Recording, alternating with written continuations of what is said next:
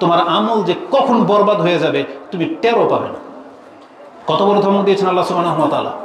তাহলে রাসূলুল্লাহ সাল্লাল্লাহু আলাইহি সাল্লামের মান এমন যে যার কথার সামনে আপনি উচ্চ গলায় কথা বলতে পারবেন না, যার বিধানের উপরে, তাহলে আপনি আঙ্গুল তোলেন কিভাবে?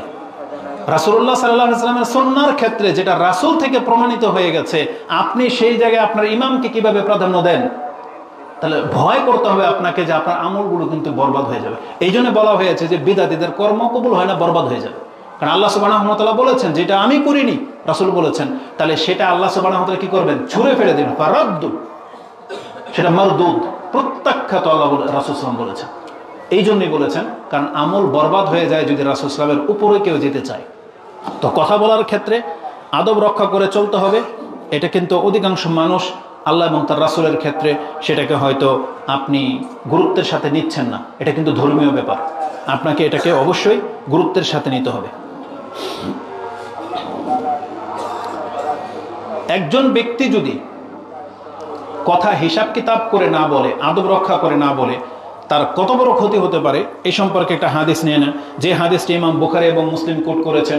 বুখারীতে হাদিসটি রয়েছে কিতাবুর রিকাকের মধ্যে 6478-এ। এই 6470 থেকে নিয়ে 80 পর্যন্ত 10টা হাদিস হিফজুল লিসান, জবানের হেফাজত করার ক্ষেত্রে ব্যবহার হয়েছে। তার মধ্যে একটা হাদিস আবু হুরায়রা থেকে, আনিন নবী সাল্লাল্লাহু আলাইহি ওয়াসাল্লাম ক্বালা ওয়া ইন্নাল আবদা লা ইয়াতাকাল্লামু বিল কালিমাত মিন সাখাতিল্লাহ।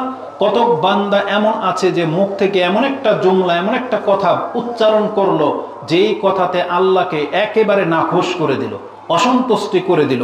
মা ইয়াতাবায়্যানু মা ফিহা, সে পরবাও করে নাই যে তার কথার মন্দ তিক্ততা কত, সে পরবাও করে নাই। আর আরেকটা বর্ণনায় আসছে লা ইউলকি লাহা বালান, সে ওই দিকে ভ্রুক্ষেপ করে নাই যে এটাতে আমার ক্ষতি কি হবে, সে একটু ভ্রুক্ষেপ করে নাই। রাসূল বলেছেন ইয়াহউই বিহা ফি জাহান্নাম, এই একটা কথার কারণে সে স্লিপ করে জাহান্নামে পড়ে যাবে, শুধু মুখের একটা কথার কারণে। তার মানে কি, আপনি হাঁটতেছেন শুকনা জায়গায়, নিচে গর্ত, অনেক সময় দেখবেন পা স্লিপ করে আপনি গর্তে, যেটা আপনি কোনোদিন ভাবতেও পারেন নাই যে আপনি এত নিচে গিয়ে পড়বেন। তো রাসূল বলেছেন মুখের কথার লাগাম না থাকার কারণে সেই ব্যক্তি জাহান্নামে গিয়ে একবারে তলদেশে পতিত হবে। ইয়াহউই বিহা, এই কথার কারণে ফি জাহান্নাম, জাহান্নামের মধ্যে গর্তে পড়ে যাবে। এটা ইমাম বুখারী এবং মুসলিম কোট করেছেন। আর তিরমিজি রাহিমাহুল্লাহর শব্দ হলো, যেটা আপনি 2319 নম্বরে পেয়ে যাবেন, ওয়া ইন্না আহাদাকুম লা ইয়াতাকাল্লামু বিল কালিমাতি মিন সাখাতিল্লাহ, তোমাদের মধ্যে কত ব্যক্তি আছে যে আল্লাহকে অসন্তুষ্টমূলক এমন বাক্য উচ্চারণ করে ফেলো, মা ইয়াজুন্নু আন তাবলুগু মা বালাগাত, সে মানে চিন্তাও করে নাই যে এটাতে কি পর্যন্ত সে পৌঁছতে পারে, চিন্তাও করে নাই একটু। রেজাল্ট কি? ফায়াকতুবুল্লাহু আলাই, আল্লাহ তার উপরে লিখে দেন সাখাতাহু, তার অসন্তুষ্টি। আল্লাহ তার উপরে লিখে দেন যে এই ব্যক্তির উপরে আমি অসন্তুষ্ট হয়ে গেলাম, ওর উপরে আমি আর কোনোদিন সন্তুষ্ট হব না। ইলা ইয়াউমিল কিয়ামা, আল্লাহ কিয়ামত পর্যন্ত এই ব্যক্তির উপরে অসন্তুষ্টিই থেকে যান। কি মনে করেন? যেমন ফেরাউন কি বলেছিল? আনা রাব্বুকুমুল আলা, কিন্তু বুঝতে পেরেছিল কি বলেছিল, কিন্তু কিয়ামত পর্যন্ত ওর উপরে আল্লাহ সন্তুষ্টি হন নাই। আল্লাহ ক্ষমা করতে চেয়েছিলেন, কিন্তু যখন ফিরল না তখন আল্লাহর উপর আর সন্তুষ্টি হলেন না। ইবলিস এমন কথা বলে দিয়েছিল যে আল্লাহর প্রতি আর সন্তুষ্টি হলেন না। সে যুক্তি দাঁড় করিয়েছিল, আল্লাহর কাছে ক্ষমা না চেয়ে যুক্তি দাঁড় করিয়েছিল যে আনা খায়রুম মিনহু, আমি তার থেকে উত্তম। তা আল্লাহ সুবহানাহু ওয়া তাআলা ইবলিসের উপর একবারে চিরতরে অসন্তুষ্ট হয়ে গেলেন। তাহলে আমাদের মুসলিমদেরকেও এই ঘটনাগুলো স্মরণ রেখে চিন্তা ভাবনা করে কথা বলতে হবে। বিশেষ করে আমাদের নেতা শ্রেণীর ব্যক্তিরা যখন মাইক পায় তখন মুখে এমন কিছু কথা বলে, সে ভাবতেও পারে না যে এটা আল্লাহর কাছে কত বড় পাপ হিসেবে গণ্য হবে। সে ইসলাম সম্পর্কে, রাসূল সম্পর্কে, কোরআন সম্পর্কে, ইসলামের বিধান সম্পর্কে এমন এমন মন্তব্য পেশ করে দেয়, এই ব্যক্তির নসিব হবে না আর তওবা করে মরার, জেনে নেন। এই জন্য খুব সতর্ক সাবধান হয়ে কথা বলতে হবে। যারা পয়সাওয়ালা হয়ে গেছেন, ক্ষমতাবান বা কিছু, আপনি হিসাব করে কথা বলতে হবে। আমাদেরকে কিন্তু সতর্ক করে দেওয়া হয়েছে, না হলে আল্লাহ সুবহানাহু ওয়া তাআলা এমন না হোক যে আপনার উপরে কিয়ামত পর্যন্ত অসন্তুষ্টি না থেকে যান। আল্লাহ আমাদেরকে হেফাজত করুন, আমিন। তো এমনকি আরেকটা হাদিসে বলা হয়েছে, যে হাদিসটি ইমাম তিরমিজি তার ইমানের অধ্যায় আহমিয়াতিস সালাহ, সালাতের গুরুত্ব সম্পর্কে হাদিসটি বর্ণনা করা হয়েছে, যেটা আপনি 26-16 পেয়ে যাবেন, 2616 নম্বরে মুআজ বিন জাবাল রাদিয়াল্লাহু তাআলা আনহু বর্ণনাকৃত একটা হাদিস।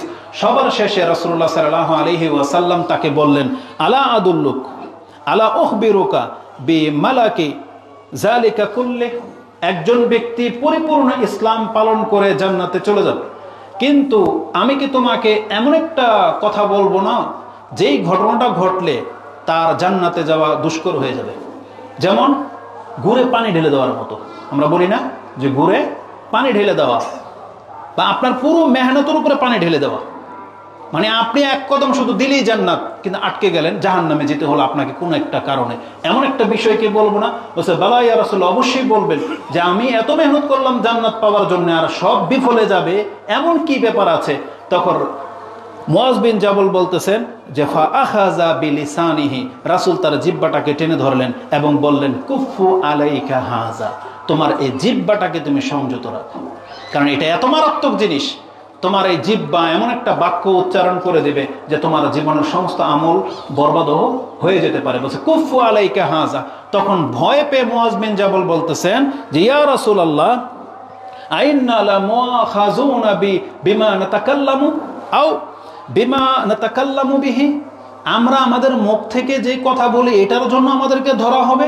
তখন রাসূল সাল্লাল্লাহু আলাইহি ওয়াসাল্লাম আশ্চর্য হয়ে বলতেছেন সাকিলাতকা উম্মুকা ইয়া মুআজ ওয়া হাল ইয়াকুব্বুন নাসু ফিন-নার আলা উজুহিহিম আও আলা মানাখিরিহিম ইল্লা হাসাইদু আলসিনাতিহিম। তুমি বলোটা কি?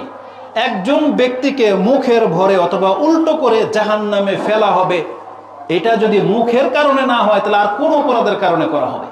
তার মানে বোঝা যাচ্ছে যে মুখের অপরাধের কারণে কত ব্যক্তির পা ধরে আলগি দিয়ে টেনে তোলা হবে এবং মুখ থাকবে জমিনে, হেঁচড়িয়ে নিয়ে ফেলে দেওয়া হবে। বলছে আলা মানাখিরিহিম, তার কপাল, তার মাথা থাকবে নিচের দিকে এবং পা ধরে টেনে জাহান্নামে ফেলা হবে। এটা বলা হয়েছে যে এটা ওই ব্যক্তিদের সাথে করা হবে যাদের জবান দিয়ে কোনো পাপ করেছিল, সেটা তা এমন কোনো বাক্য সে উচ্চারণ করেছিল যার ফলে তাকে এই শাস্তি দেয়া হবে।